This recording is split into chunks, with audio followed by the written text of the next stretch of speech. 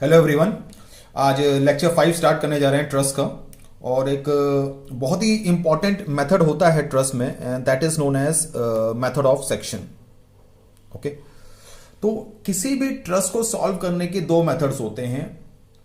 एक होता है बाय मेथड ऑफ जॉइंट्स और एक होता है मेथड ऑफ सेक्शन। मकसद वही है कि जितने भी मेंबर्स हैं उन पर फोर्स और नेचर कैलकुलेट करना। तो मेथड ऑफ जॉइंट्स तो हम लोगों ने देख लिया कि अगर सिंपल सब मतलब रोलर सपोर्ट और हिंज सपोर्ट लगे होंगे तो उन रिएक्शंस को निकालेंगे, पूरी ट्रस्ट का एफबीडी बनाएंगे और फिर मेथड ऑफ जॉइंट्स लगा के एक एक जॉइंट को सॉल्व करेंगे। और अगर कैंटिलीवर ट्रस्ट है तो डायरेक्ट आप किसी जॉइंट से स्टार्ट कर सकते हैं, मेथड ऑफ जॉइंट्स लगाएंगे। तो जब मेथड ऑफ जॉइंट्स हमारे पास मौजूद है, जब हमारे पास पहले से वो चीजें हैं और उससे हमारी प्रॉब्लम जब इजीली सॉल्व हो जा रही है, तो फिर क्यों ये दूसरे मेथड की जरूरत पड़ी, and that is known as method of section. क्यों इस दूसरे मेथड की जरूरत पड़ रही है? तो मान के चलिए ट्रस्ट आपकी बहुत लंबी है, बहुत बड़ी ट्रस्ट है, यानी कि बहुत सारे जॉइंट है, बहुत सारे मेंबर्स हैं। तो आपने देखा कि एक छोटी सी ट्रस्ट को सॉल्व करने में भी काफी टाइम लग जाता है। मेथड बहुत इजी है, लेकिन एक ही स्टेप कई बार प्रोसीड होता है और कई टाइम जब बहुत ज्यादा टाइम लग जाता है। तो method of section method of joints की तुलना में तब यूज होता है जब आपकी ट्रस्ट बहुत बड़ी हो, पहली कंडीशन कि यूज फॉर लार्ज ट्रस्ट। और सेकंड है forces in only few members is to be calculated, few members।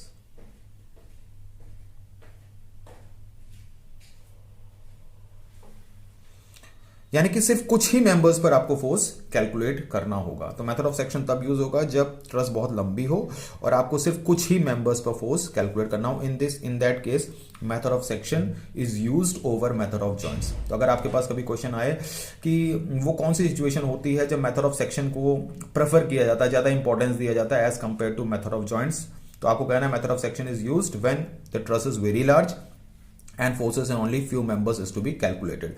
क्योंकि लार्ज ट्रस्ट को सॉल्व करने में मेथड ऑफ जॉइंट से हमें काफी ज्यादा टाइम लग सकता है।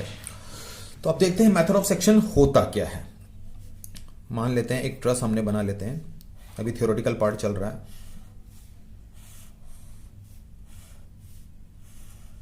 ओके, मान के चलते हैं यहां पर रोलर सपोर्ट है और यहां पर हिंज सपोर्ट है और ये ए, ये बी, ये सी, ये डी और ये ई।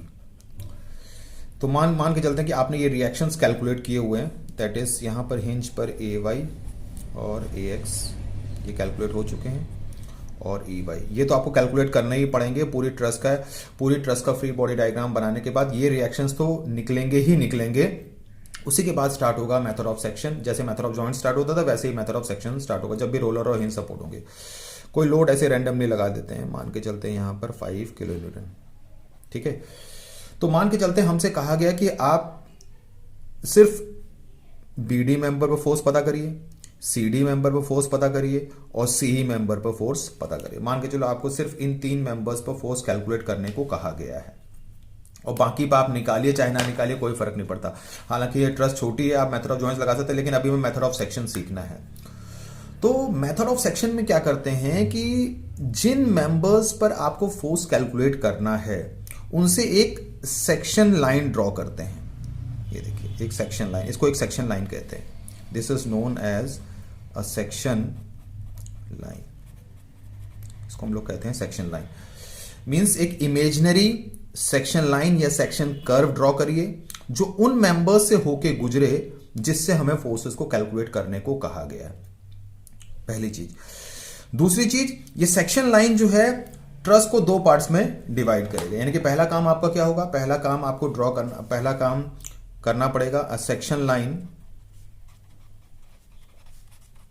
Should be drawn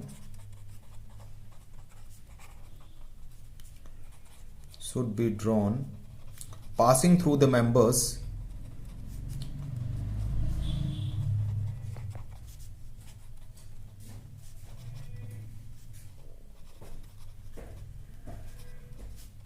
in which force has to be calculated. Force has to be calculated. Okay. फिर सेकेंड पॉइंट ये रहा आपका, नेक्स्ट पॉइंट ये होना चाहिए the section line should not pass through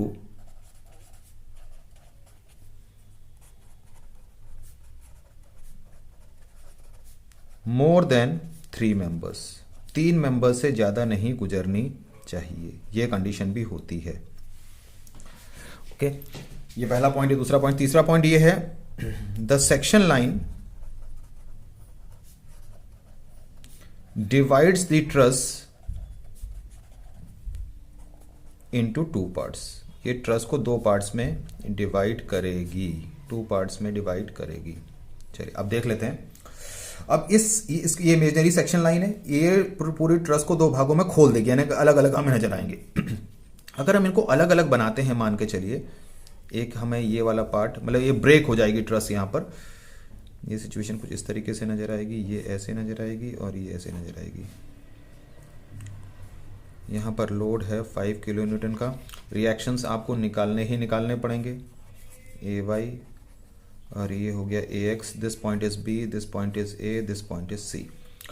अब इस सेक्शन लाइन ने बेसिकली इस ट्रस को 2 पार्ट्स में डिवाइड कर दिया और ब्रेक कर दिया एक प्रकार से। तो जब ब्रेक कर दिया, जब हम किसी बॉडी को ब्रेक कर देते हैं या किसी मेंबर को हमने ब्रेक कर दिया, तो उसके इंटरनल फोर्सेस दिखेंगे। और हमारा मकसद क्या होता है ट्रस में? इंटरनल फोर्सेस, मेंबर्स पे इंटरनल फोर्सेस को निकालना। जब वो ब्रेक हो चुके तो ऑटोमेटिकली इसके इंटरनल फोर्स यहां पर हमको दिखेंगे। तो यानी कि ये जो इंटरनल फोर्स दिखेगा that will be equals to F B D, जैसे इस मेंबर का नाम है, और ये दिखेगा that is equal to F C D, और ये एक दिखेगा that is equal to F सी।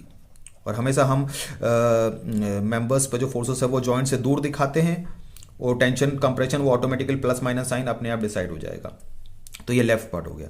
अगर आप इसी तरीके से राइट पार्ट को ड्रॉ करना चाहते हैं तो राइट पार्ट देखिए, ये डी ई वाला पार्ट पूरा आपको दिखेगा, और यहां पर एक रोलर सपोर्ट है that is equal to E Y. Okay, इसके साथ एक डीसी कट गया, ये पोर्शन कटा है और ये पोर्शन कटा है। ये देखिए, इसका नाम वही होगा एफ ई सी, और इसका नाम होगा एफ डी सी।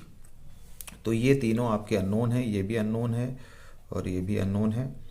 और इसमें ये है free body diagram of left part, okay, और ये है free body diagram of right part. इसका मतलब है सेक्शन लाइन इमेजिन करनी है, वो उन मेंबर से होके गुजरे जिन पर आपको पता करना है, फोर्सेस पता करना है, और और जो इमेजनरी सेक्शन लाइन है वो ट्रस को 2 हिस्सों में खोल देगी, अलग अलग कर देगी। जब कोई हिस्सा खुलता है बॉडी का तो उसकी इंटरनल चीजें दिखती हैं, यानी कि इंटरनल फोर्सेस दिखेंगे, जैसे यहां पर दिख रहे हैं। लेफ्ट पार्ट को अलग देख सकते हैं, राइट पार्ट को अलग सकते हैं। इसमें से जब आप प्रॉब्लम सॉल्व करेंगे तो किसी एक पार्ट को लेकर सॉल्व कर सकते हैं, दोनों पार्ट को लेकर सॉल्व करने की जरूरत नहीं है। लेकिन यहां पर हमने बता दिया था कि वो किस तरीके की सिचुएशन है, this point is D, this point is E. तो जहां पर कट करेगा वही मेंबर्स खुले हुए दिखने चाहिए और कोई ना दिखे, और जल्दीबाजी में गलत नहीं बना देना है। जो पोर्शन पूरी तरीके से कंप्लीट है, जैसे ये एबीसी ट्रायंगल पूरा कंप्लीट है, ये आपको ध्यान रखना है, और बाकी सारी चीजें जो कटे हुए हैं वो सिर्फ खुल के दिखेंगे, बाकी सब चीजें ऐसे ही होंगी। अब हम जानते हैं पूरी ट्रस इक्विलिब्रियम पर है, और ट्रस को आप कितने ही हिस्सों में बांट दीजिए तो वो जितने भी हिस्से होंगे, जितने पार्ट्स होंगे, वो भी इक्विलिब्रियम पर होते हैं। यानी कि लेफ्ट वाला पार्ट भी इक्विलिब्रियम पर होगा, राइट वाला पार्ट भी इक्विलिब्रियम पर होगा। तो जब भी किसी बॉडी को ब्रेक करते हैं स्टडी करने के लिए, अपनी सहूलियत के लिए, अपनी कन्वीनियंस के लिए, तो अगर पूरी बॉडी इक्विलिब्रियम पर है, उसके जितने पार्ट्स आप ब्रेक करेंगे वो सब के सब इक्विलिब्रियम होंगे। यानी कि लेफ्ट वाला पार्ट भी इक्विलिब्रियम पर होगा और राइट वाला पार्ट भी इक्विलिब्रियम पर होगा। अगर वो इक्विलिब्रियम पर है तो डेफिनेटली उस पर इक्विलिब्रियम की कंडीशंस अप्लाई हो सकती हैं। अब ठीक है, अब ध्यान से देखेंगे ये लेफ्ट पार्ट और राइट पार्ट, ये दोनों के दोनों नॉन कॉन्करेंट सिस्टम है, क्योंकि देखिए 5 किलो न्यूटन इधर है, बीडी इधर है, सारे फोर्सेस एक जगह पे इकट्ठा नहीं हो रहे हैं। तो ये जो 2 पार्ट्स हैं सेक्शन लाइन को ड्रॉ करने के बाद ट्रस के, they are also coplanar non concurrent system. तो जब coplanar non concurrent system equilibrium होगा तो वहां तीनों कंडीशंस ऑफ इक्विलिब्रियम इस्तेमाल होती हैं, summation m0, summation fy0, summation fx0, यानी कि इनको भी आपको इस्तेमाल करना पड़ेगा। लेकिन ध्यान रखिएगा, जब भी कोई ट्रस का सवाल आएगा, क्वेश्चन आएगा, तो सबसे पहले आपको रिएक्शंस निकालने ही पड़ेंगे। जब हिंज और रोलर होते हैं निकालने ही पड़ेंगे, उसी के बाद मेथड ऑफ सेक्शन स्टार्ट होता है, उसी के बाद मेथड ऑफ जॉइंट्स भी स्टार्ट होता था। तो वो अनिवार्य है कि रिएक्शंस सबसे पहले निकाले जाएंगे, उसके बाद ही चीजें आगे स्टार्ट होंगी। अब ये लेफ्ट पार्ट हो गया। अब हमारे पास 1 2 3, अब लेफ्ट पार्ट को कैसे सॉल्व करेंगे जरा इसको देखते हैं।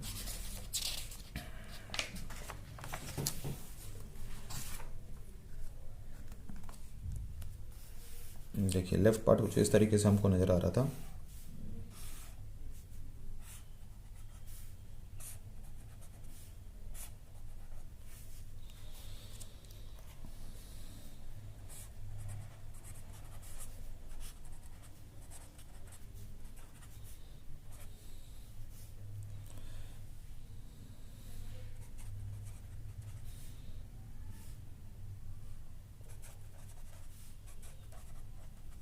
ओके, ये तीनों हमारे अननोन थे। तो it is basically a coplanar non concurrent system. See, it is basically a coplanar non-concurrent system in equilibrium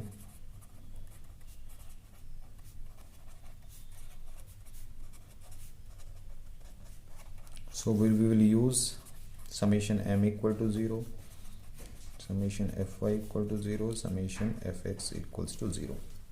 इसका हम इस्तेमाल करेंगे और ये तीन अननोन हमारे निकल जाएंगे। अब आपको पता है कि अब हमें इन तीन कंडीशन से इक्विलिब्रियम निकाल के इन तीनों को पता करना है। सबसे पहले मूवमेंट जीरो। आपको पता है जब कोई बॉडी इक्विलिब्रियम पर होती है तो उसे किसी भी पॉइंट के अबाउट आप मूवमेंट को जीरो कर सकते हैं। आप ए के अबाउट भी टोटल मूवमेंट को जीरो कर सकते हैं, बी के अबाउट भी कर सकते हैं, सी के अबाउट है। लेकिन सबसे बेहतरीन पॉइंट मूवमेंट लेने के लिए यहां पर आप देखिए सी पॉइंट है, क्योंकि सी पॉइंट से ये दोनों फोर्स गुजर रहे हैं। तो जब हम सी के अबाउट मूवमेंट लेंगे तो दोनों फोर्स गायब हो जाएंगे और अननोन हमारे जितने ज्यादा से ज्यादा गायब हो तो इजिली सॉल्व हो जाएगा। यानी कि हम अप्लाई करेंगे summation of M C equal to 0। ये तो आपको प्रॉब्लम को देख के पता चलता है कि किसके अबाउट मूवमेंट लेना है ताकि जल्दी हो जाए। तो जब हम सी के अबाउट मूवमेंट लेंगे तो ये दोनों फोर्स गायब हो जाएंगे। एफ बी डी कुछ मूवमेंट बना देगा, मान के चलते हैं एफ बी डी, इसकी परपेंडिकुलर डिस्टेंस को ए मान लेते हैं। ए वाई भी मूवमेंट बनाएगा, मान के चलते हैं इसकी परपेंडिकुलर डिस्टेंस को बी मान लेते हैं। ए एक्स तो ए से गुजर रहा है, सी से भी गुजरेगा, तो इक्वल टू 0। ए वाई की वैल्यू आपको पहले ही पता होगी रिएक्शंस निकालते वक्त। ए और बी परपेंडिकुलर डिस्टेंस आप ज्योमेट्री से निकाल लेंगे, तो यहां से आपका एफ बी डी डिटरमाइन हो जाएगा।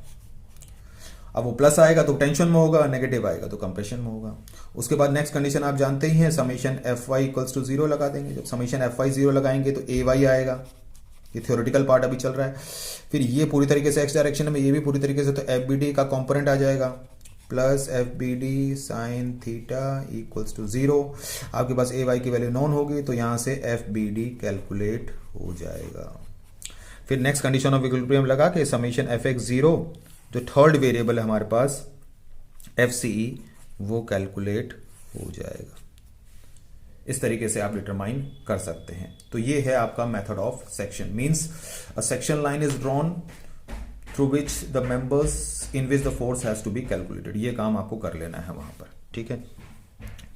अब कई बार ये क्वेश्चन पूछा जाता है, ये बहुत ही इंपॉर्टेंट क्वेश्चन है कि why in method of sections this section line should not pass through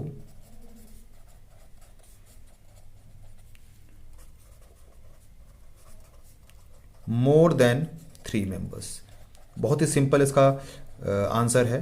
question ये है कि क्यों ऐसा होता है मेथड ऑफ सेक्शन में कि जो सेक्शन लाइन है, जो इमेजिनरी सेक्शन लाइन है जो डिवाइड करती है ट्रस को, वो 3 मेंबर से अधिक से नहीं गुजरनी चाहिए। सिंपल सा इसका आंसर ये है, we have only 3 conditions of equilibrium। हमारे पास सिर्फ 3 ही conditions of equilibrium होती हैं। we have only 3 conditions of equilibrium, so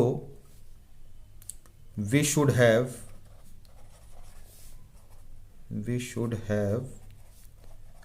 only 3 unknown forces।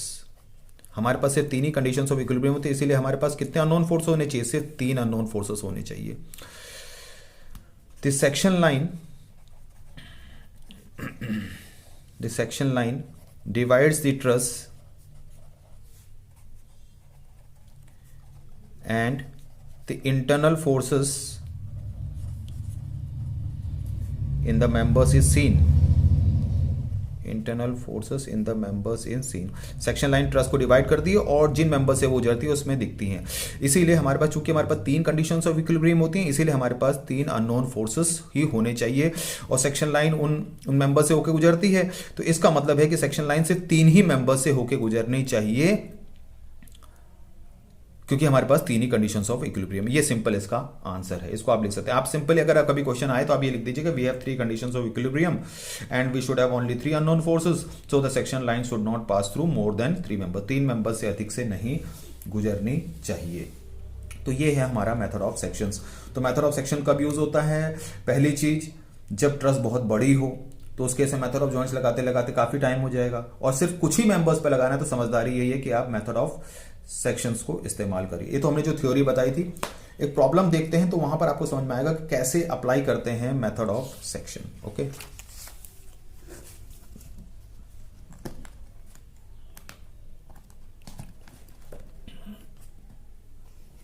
मान के चलते हैं प्रॉब्लम उठाते हैं। एक बहुत लंबी ट्रस ले लेते हैं।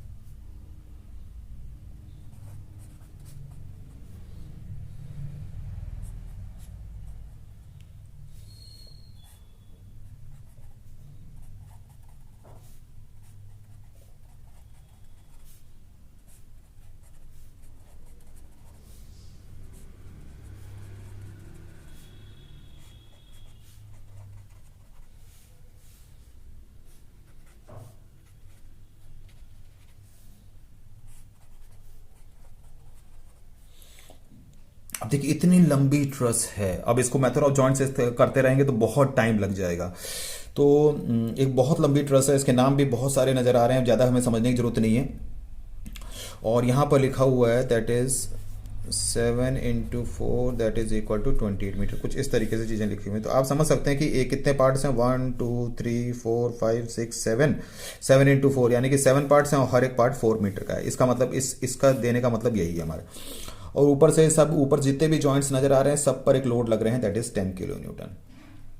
ओके, तो अब हमें यह कहा गया है कि आप 3 मेंबर्स पर फोर्स पता करें। उन्हें मेंबर्स के नाम दिए हुए that is FH is question mark, HG is our question mark and GI is our question mark. ये 3 मेंबर्स है। सबसे पहले इन मेंबर्स को आइडेंटिफाई यहां कर लेते हैं एक बार कि कौन से 3 मेंबर्स हैं, इन पर पता कर लेते हैं। सबसे पहले देखिए FH यहां पर आपको नजर आ रहा है, ये देखिए ये FH नजर आ रहा है, थोड़ा मैं मार्क बना दे रहा हूं FH, और दूसरा है HG और तीसरा है GI। तो सिंपल है कि हमें एक सेक्शन लाइन यहां पर ड्रॉ करनी चाहिए जो इन 3 मेंबर्स से होके गुजरे। This is the section line. Okay, क्योंकि इन्हीं पर पता करना है। तो ये तो हमने समझ लिया कि इन्हीं से गुजरेगी सेक्शन लाइन। लेकिन सबसे पहले आपको पूरी ट्रस का फ्री बॉडी डायग्राम बनाना होगा। तो पूरी ट्रस का फ्री बॉडी डायग्राम तो बहुत लेंथी हो जाएगा, क्योंकि यहाँ पर हिंज है, यहाँ पर रोलर है। तो मान के चलते हैं कि आपने यहाँ पर यहीं पर मैं फ्री बॉडी डायग्राम बना दे रहा हूँ, और इसको यहाँ पर लिख दे रहे हैं AY, और यहाँ पर लिख दे रहे हैं दैट इज AX, और यहाँ पर रोलर सपोर्ट लगा दिया that is equal to OY। ये इसका बन गया फ्री बॉडी डायग्राम। अच्छा, ये ट्रस कुछ हद तक बड़ी लेंथी दे रखी है, इसलिए कुछ ना कुछ चीज इसका आसान जरूर कर रखा होगा। जैसे ट्रस बहुत लंबी है तो कोई ना कोई चीज आसान जरूर कर देंगे। तो अब ये देखिए ये ट्रस पूरी तरीके से सिमेट्रिकल है, पूरी तरीके से सिमेट्रिकल है, क्योंकि अगर हम इसमें देखें तो 1 2 3 4 5 6 7 8 9 10 11 12 13, तो 13 यहाँ पर ट्रायंगल्स बन रहे हैं। तो अगर हम बीच से इसको डिवाइड करें, मतलब बिल्कुल बीचों बीच से यदि हम ट्रस को डिवाइड करें तो ट्रस का इधर वाला हिस्सा और ट्रस का इधर वाला हिस्सा बिल्कुल सेम होंगे। और लोड भी देखिए बिल्कुल सिमेट्रिकल लगे हुए हैं, सब पे 10 लगा हुआ है, किसी पर छूटा नहीं है। कहीं पर 10 की जगह 20 लगता तो सिमेट्रिकल नहीं होता। और ये सारी डिस्टेंस देखिए 4 4 4 4 है। इसका मतलब ये बीम जब सिमेट्रिकल होती है पूरी तरीके से लोड के रेस्पेक्ट में और डिस्टेंस के रेस्पेक्ट में, तो दोनों पर रिएक्शन सेम आएंगे। और रिएक्शंस निकालने का सिंपल तरीका यहां पर यह है कि जितने सारे लोड्स हैं वही तो रिएक्शंस के फॉर्म में आएंगे। आप टोटल लोड देख लीजिए कितने हैं, 1 2 3 4 5 6 7, यानी कि 10 × 7 70 का लोड लग रहा है। तो वही 70 का लोड इन दोनों पर बराबर बंट के आएगा। यानी कि आप कह सकते हैं कि AY और AY दोनों इक्वल होंगे, AY और AY, और that is equal to 35 kilo newton, क्योंकि ऊपर से लोड पूरा 70 का लग रहा है। और चूंकि बीम ट्रस और ट्रस सिमेट्रिकल है तो रिएक्शंस दोनों सेम आएंगे, दैट इज 35 किलो न्यूटन। कोई भी हॉरिजॉन्टल फोर्स नहीं है, इसीलिए यहां पर हॉरिजॉन्टल रिएक्शन AX की value that is equal to 0 होगी। अब हमें इन्हीं 3 मेंबर से पता करना है, तो हम इस वाले को काट लेते हैं, लेफ्ट वाले को या राइट वाले को, जिसको भी आपको काटना है आप काट सकते हैं। चलिए तब इसमें हम देखते हैं, मान के चलिए हम लेफ्ट पार्ट को देखते हैं।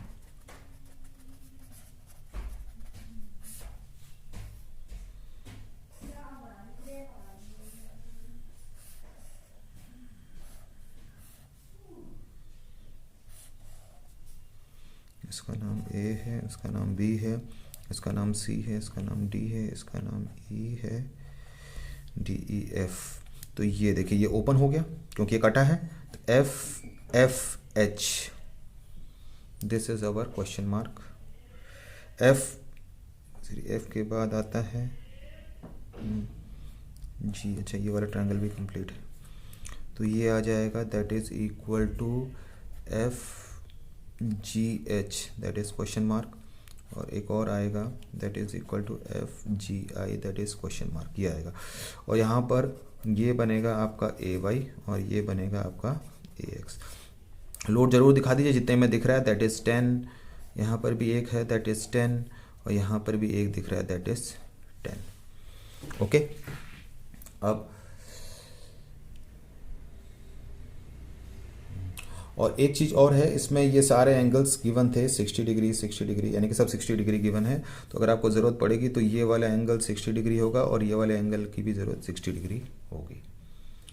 अब आपको पता है कि ये लेफ्ट पार्ट है, कोप्लेनर नॉन कॉन्करेंट सिस्टम है, तो आप कंडीशंस ऑफ इक्विलिब्रियम लगा सकते हैं। AY की वैल्यू नोन है, AX की वैल्यू भी नोन है।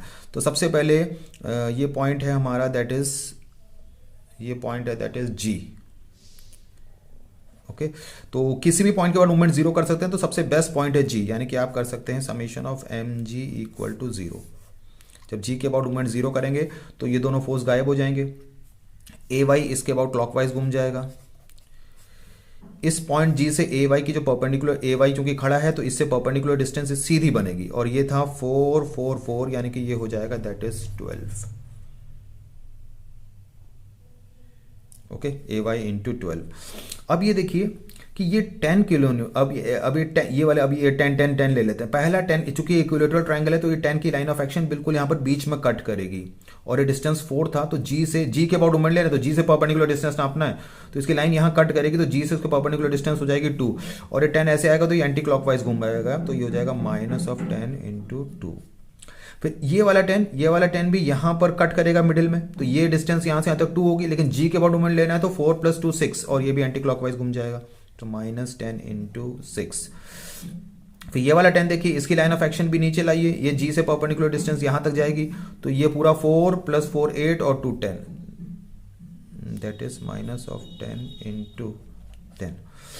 अब ये दोनों तो यहीं से गुजर रहे, कोई मूवमेंट नहीं बनेगा। अब FFH, अब इसके बारे में हमें ध्यान से सोचना है कि FFH की परपेंडिकुलर डिस्टेंस क्या होगी। FFH की सिचुएशन कुछ इस तरीके से, ये देखिए FFH, इसका मूवमेंट लेना है हमें पॉइंट G के अबाउट, तो यदि हम इसकी लाइन ऑफ एक्शन बढ़ाएंगे तो ये इसकी परपेंडिकुलर डिस्टेंस बनेगी, ये परपेंडिकुलर डिस्टेंस यानी खड़ी डिस्टेंस।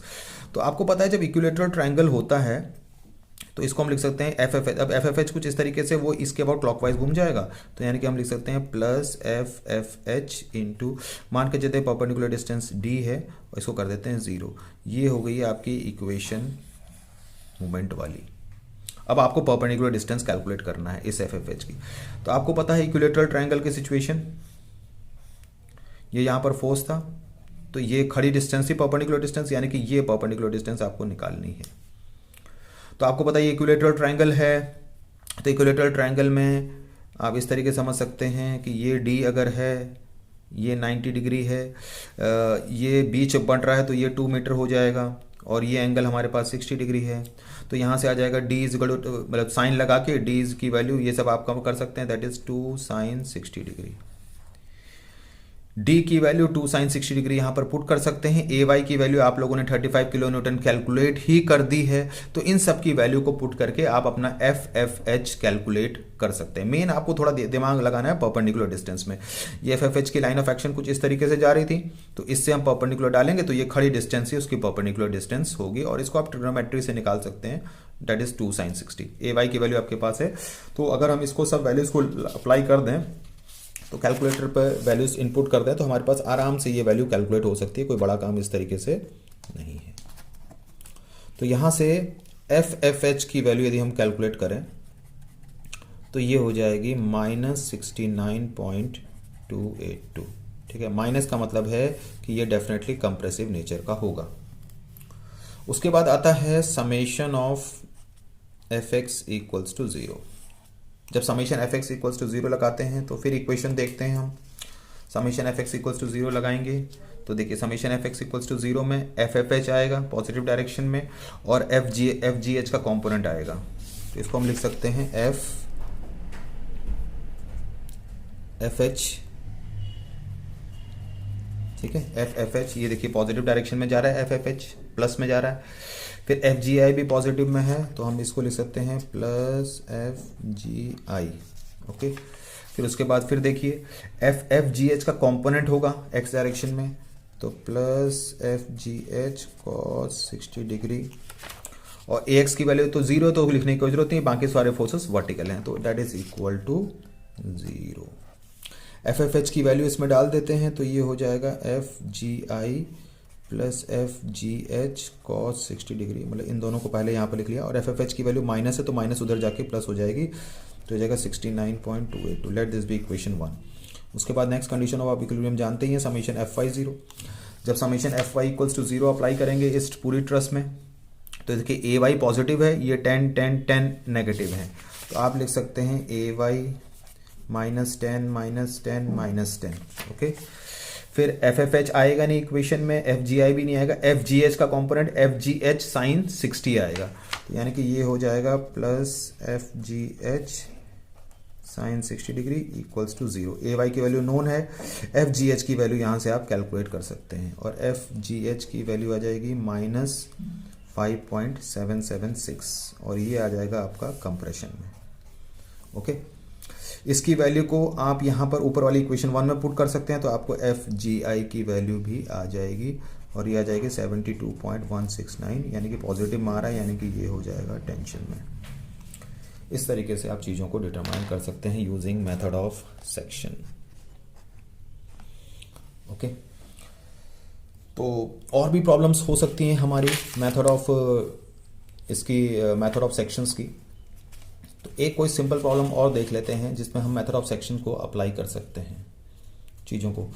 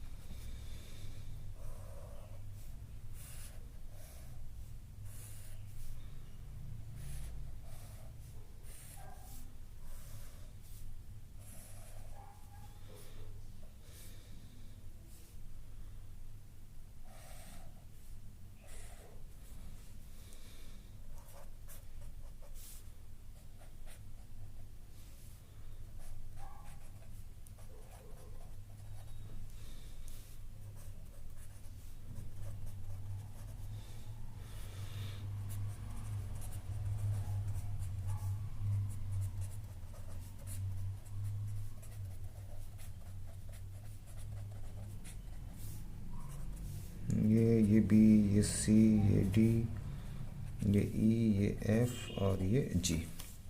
अब देखिए इस क्वेश्चन को थोड़ा सा इंटरेस्टिंग बना देते हैं।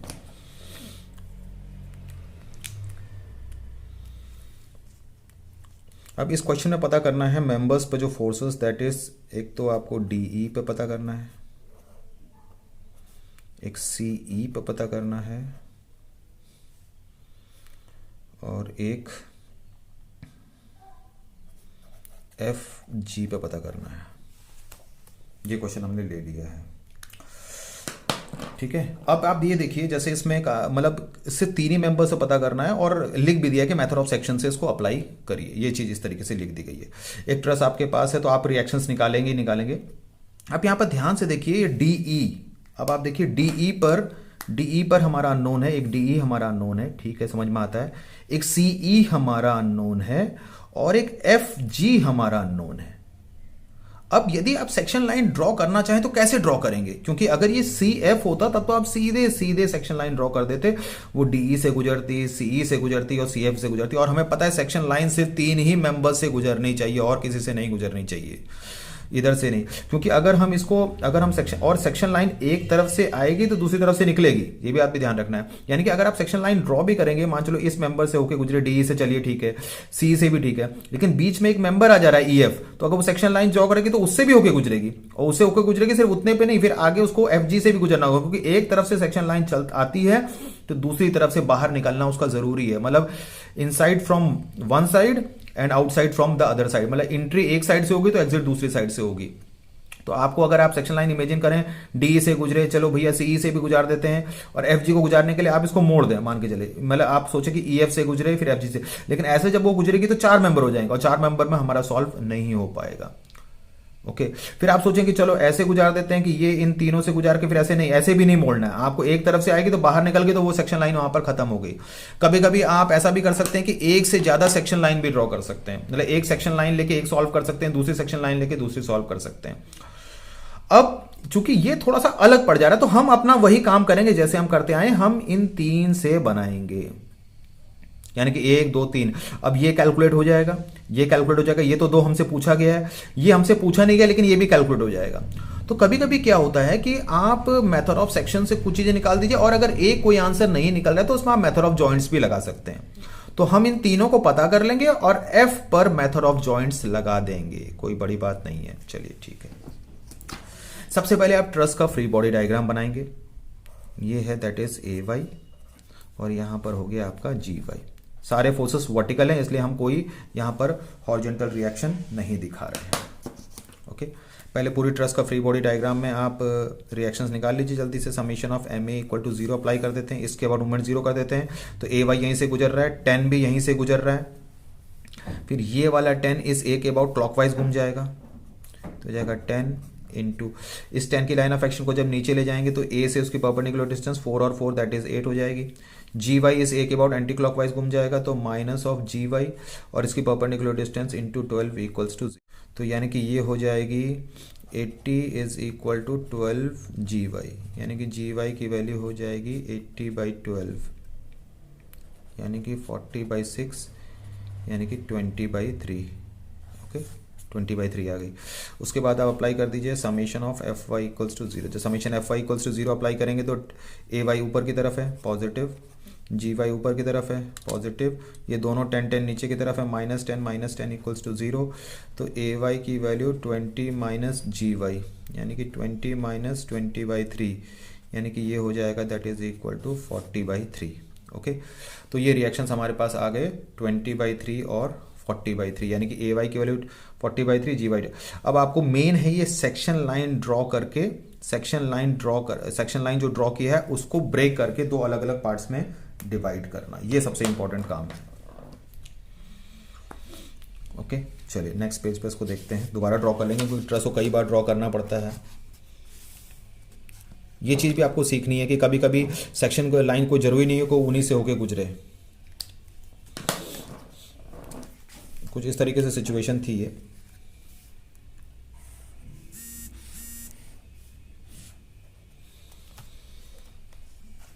देख लेते हैं दोबारा, बार बार देखना पड़ जाता है। ये डीई है तो ये कट हुआ था that is equal to F D E that is question mark, और एक सीई था F C E that is question mark, और एक और है एफ सी एफ, हालांकि वो निकालना नहीं है लेकिन अभी फिलहाल वो अननोन रहेगा that is F C F that is equal to question mark, और बीच में ये था इस तरीके से, और आपका ए वाई था, ए वाई की वैल्यू आ गई थी 40/3। ओके, ए वाई की वैल्यू 40/3 आई थी, और यहाँ पर एक लोड था that is of 10 kilo newton, this point was A, this point was B, this point was C and this point was D. यही हमारे पास ट्रस इस तरीके से था। तो अब हमें इसको सॉल्व करना है, देखते हैं कैसे सॉल्व कर सकते हैं इसको।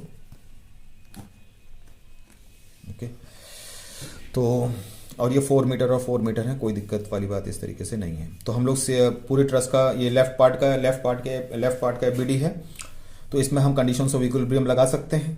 और सबसे बेस्ट पॉइंट कौन सा रहेगा मूवमेंट लेने के लिए? सी, जहां पर ज्यादा से ज्यादा अननोन है उसी पॉइंट अबाउट मूवमेंट ले लीजिए। ये भी इक्विलिब्रियम पर है, तो हम लोग summation of M C equals to 0 apply कर देंगे। जो summation M C equals to 0 apply कर देंगे तो ये दोनों गायब हो जाएंगे।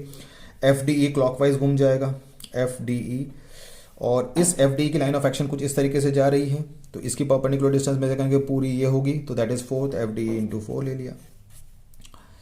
फिर 10 की लाइन ऑफ एक्शन यदि आप नीचे लाएं तो वो नीचे की तरफ होगा, तो नीचे की तरफ फोर्स होगा, तो ये परपेंडिकुलर डिस्टेंस होगी, इसकी परपेंडिकुलर डिस्टेंस भी 4 और ये एंटी क्लॉकवाइज घूम जाएगा, तो हो जाएगा माइनस ऑफ 10 इंटू 4। अब बचा ए वाई सी के अबाउट क्लॉकवाइज घूम जाएगा, तो प्लस ए वाई की वैल्यू 40/3 है, और ये क्लॉकवाइज है सी से इसकी perpendicular distance that is equal to 4 and that is equal to 0।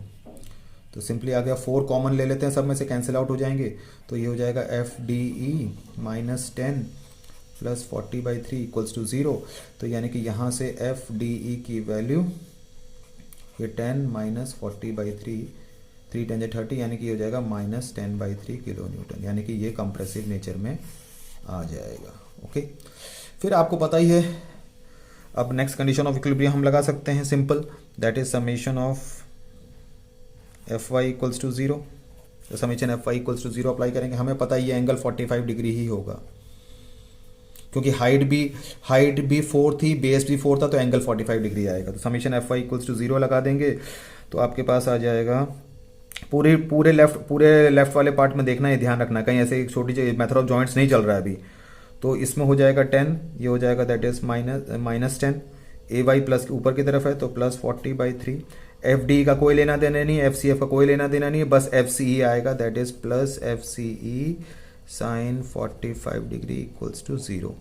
Okay तो F C E sine 45 degree की वैल्यू ये उधर जाएगा, तो 10 माइनस 40/3, तो यानी कि F C E sine 45 degree की वैल्यू 3 10 30, यानी कि माइनस 10/3, तो एफ सी ई की value minus 10/3 sine 45 degree. Sine 45 degree की वैल्यू 1/√2, तो √2 ऊपर चला जाएगा, तो हो जाएगा माइनस 10√2/3, यानी कि ये आ जाएगा कंप्रेशन में। ओके उसके बाद आपके है summation F X equals to 0। Summation F X equals to 0 लगाएंगे तो देखिए एफ डी ई पॉजिटिव में जा रहा है, ठीक है, एफ सी ई का कॉम्पोनेंट हो जाएगा plus F C E cos 45 degree, और एफ सी एफ पूरी तरीके से प्लस जाए में, तो F plus F C F is equal to 0। F D E की वैल्यू पुट कर देते हैं, माइनस 10/3, एफ सी ई की वैल्यू थी माइनस 10√2/3 इंटू कॉस 45 की value 1/√2 plus F C F is equal to 0। ये दोनों माइनस में उधर जाके प्लस बन जाएंगे, यानी अल्टीमेटली एफ सी एफ की वैल्यू प्लस आ जाएगी, तो माइनस 10/3, √2 से √2 कटेगा माइनस 10/3, तो यानी माइनस 20/3, यानी कि ये आ जाएगा 20/3। चलिए कोई तो आया टेंशन में, तो ये हो गया टेंशन में। ओके अब उसके बाद आप देखिए कि आपके पास एक मेंबर था जो साइड में बन रहा था, उस पर आपको पता करना था, ठीक है। कुछ सिचुएशन कुछ इस तरीके से थी, उसको दोबारा ड्रॉ कर ले रहे हैं। तीसरा मेंबर इस पर नहीं पता करना था, ये दोनों तो चलिए ठीक है, दोनों तो पता करने, तो जो साइड वाला मेंबर है उस पर आप मेथड ऑफ जॉइंट्स लगा सकते हैं। कैसे, फिर से देख लेते हैं एक बार डायग्राम को। डायग्राम कुछ इस तरीके से सिचुएशन थी, जल्दी से ड्रॉ कर लेते हैं।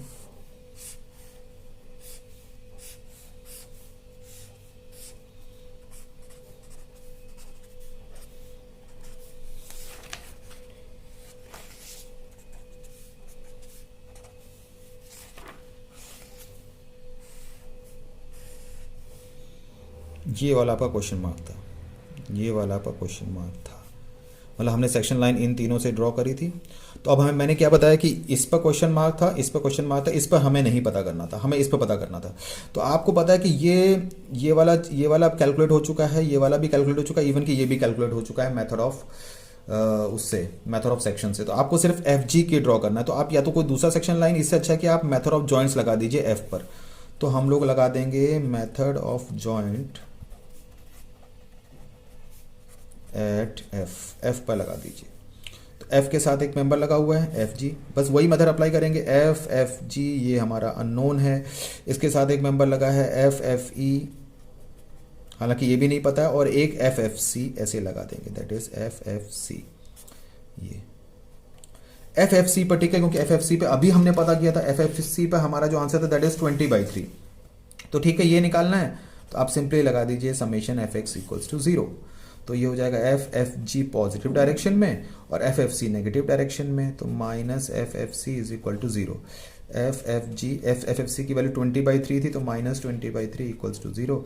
देखिए एफ एफ जी आ गया, that is equal to 20/3 kilo newton. ये आ गई सिचुएशन आपके हिसाब से। तो बस इस तरीके से आपको प्रॉब्लम को सॉल्व कर लेना है, कोई ऐसी कठिनाई वाली बात नहीं है। तो कभी कभी क्या हो सकता है कि आपको ऐसा प्रॉब्लम आ जाए जिसमें सेक्शन लाइन एग्जैक्टली वहां से ना गुजरे जिस मेंबर पर हमें फोर्स पता करना हो, वो साइड में जा रहा है मेंबर, तो आप अपना सेक्शन लाइन ड्रॉ कर लीजिए जैसे आप नॉर्मली ड्रॉ करते थे, उसी तरीके से कन्वेंशनल वे में आप सेक्शन लाइन ड्रॉ कर लीजिए, कोई दिक्कत वाली बात इस तरीके से नहीं है। फिर आप ये देखिए कि और ये भी ध्यान रखना है कि सेक्शन लाइन एक जगह से एक तरफ से स्टार्ट होगी तो दूसरी तरफ पे फिनिश होगी और 3 से ज्यादा से नहीं गुजरेगी।